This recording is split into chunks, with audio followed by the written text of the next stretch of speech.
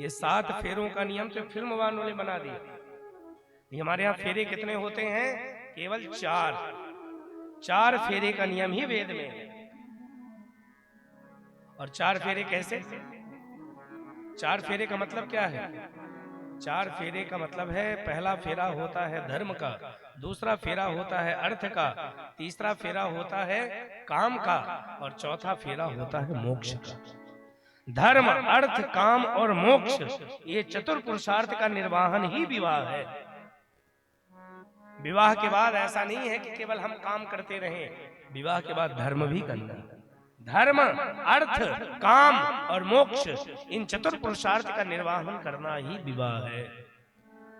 भगवान शिव ने शिवा के साथ फेरे लिए, इसके बाद पार्वती के मांग में भगवान शिव ने सिंदूर भरा। सुहागन औरत की सबसे बड़ी निशानी क्या है? मांग का सिंदूर। इसलिए सुहागन औरतों को कभी मांग सूनी नहीं रखनी चाहिए महाराज। सुहागन औरतों को कभी केस खुले नहीं रखना चाहिए, लेकिन अब आजकल कुछ ना ही कहो तो अच्छा। सुहागन औरतों को कभी अपने मस्तक से पल्लू नहीं हटाना चाहिए, लेकिन आजकल की देवियां अब कुछ नहीं कहेंगे, सब समझदार हो। ये स्थिति बन गई। ये नहीं लिखा कि पूरा घूंघट तान के रखो, ये भी नहीं लिखा, लेकिन सिर पर पल्लू अवश्य होना चाहिए। ये नहीं लिखा कि घूंघट, कहीं लिखा हो तो बताओ कि सीता दी दशरथ जी के पूरा घूंघट तान के चलती, क्योंकि बहू भी बेटी जैसी होती महाराज। ये सास बहू का झगड़ा इसीलिए होता है कि बहू कभी सास को अपनी मां नहीं समझ पाती, और सास कभी अपनी बहू को बेटी नहीं समझ पाती। और यदि इनकी दृष्टि बदल जाए, सास में मां दिखने लगे, बहू में बेटी दिखने लगे, तो जितने घर में ऐसा होगा उतने घर में राम राज्य तो आ ही जाएगा। बहू में बेटी का दर्शन करें और सासू में मां का दर्शन करें। ये बताओ, क्या मायके में जब तुम थी तो क्या मां नहीं डांटती थी? मां बुरा भला नहीं कहती थी? तो क्या मां से चूल्हा अलग कर लेती थी? नहीं करते थे ना। तो यहाँ यदि सास ने कभी डांट भी दिया तो चूल्हा क्यों अलग करते हो महाराज? मैं हमेशा कथाओं में कहता हूं, और मेरी बात यदि आपके हृदय तक पहुंचे तो इस बात को एक बार स्वीकार अवश्य करिएगा। आज मैंने देखा है कि पिता के जीवित ही भाई भाई हिस्सा बांट लेते, लेकिन कम से कम एक नियम पालन करिए कि जब तक आपके पिता जीवित हो तब तक घर का चूल्हा दो ना हो महाराज। क्योंकि व्यक्ति केवल चूल्हा नहीं बांटता है, व्यक्ति अपने माता पिता के हृदय को भी बांट देता है महाराज। आज परिवार के विखंडन का सबसे बड़ा कारण पता है क्या है? चतुराई। जहां भाई भाई में चतुराई आई, तहां परिवार विखंडित हुआ। एक संत ने हमको बड़ी बढ़िया कथा सुनाई कि किसी गांव में 2 भाई रहते थे, बहुत पहले की घटना। तो बड़े भाई ने छोटे भाई से कहा कि अब हिस्सा बांट लो, अब साथ में रहना मुश्किल। तो छोटा भाई थोड़ा समझदार था, बोला भैया आप जैसे कहोगे वैसे मैं रह लूंगा, हिस्सा मत बांटो। बड़े भाई ने कहा नहीं नहीं, हिस्सा बांटना है, अब मैं तेरे साथ नहीं रहूंगा। अब पहले के जमाने में हिस्सा कोर्ट कचहरी में नहीं बांटा जाता था। कौन बांटते थे? गांव के पंच ही बांट देते थे, सरपंच वगैरह आ जाते थे, हिस्सा बांट देते। अब गांव में पंचायत बुलाई गई, हिस्सा बांटा गया, और पूरा खेत खलिहान सब बांट दिया है, सब कुछ घर बांट दिया, सब बांट दिया। और सब बांटने के बाद 2 चीजें बच गई।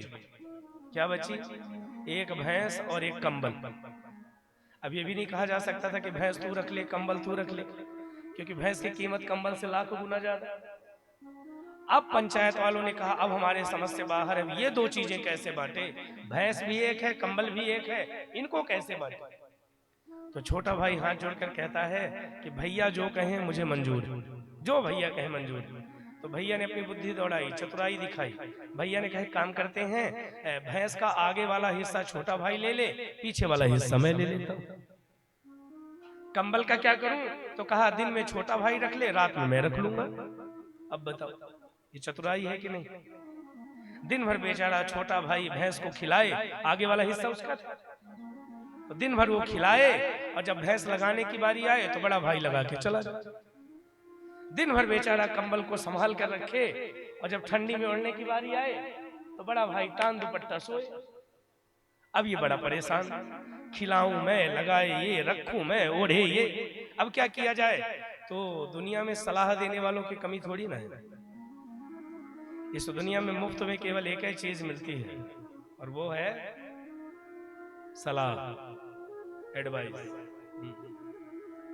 तो किसी ने इसको सलाह दी कि भैया तू परेशान क्यों है। इसने कहा क्या बताऊं, भैंस बटी है, आगे वाला हिस्सा मेरा है, मैं खिलाता हूं, भैया दूध लगाता है, कंबल मैं रखता हूं, रात में ये ओढ़ता है। तो लोगों ने इसको सलाह दी कि आगे वाला हिस्सा तो तेरा है ना। बोला हाँ। तो कहा कि जब तेरा भाई बाल्टी लेकर दूध लगाने आए तो तू अपने वाले हिस्से में लाठी मारना। अब जैसे वो दूध लगाने आया, इसने अपने वाले हिस्से में लगाई 4 लाठी। धीरे धीरे भैंस ने दूध देना बंद कर दी। कंबल का क्या करूं, तो कहा दिन भर अपने पास रख, शाम को पानी में डाल दे। अब बता, ऐसी होशियारी में परिवार चलता है? परिवार चतुराई में नहीं चलता, परिवार समर्पण में चलता है महाराज। शब्दों को थोड़ा ध्यान से सुनिएगा। और इस बार तो मिश्रा जी के घर में ऐसी ऐसी सूझ रही जो कभी नहीं सूझी।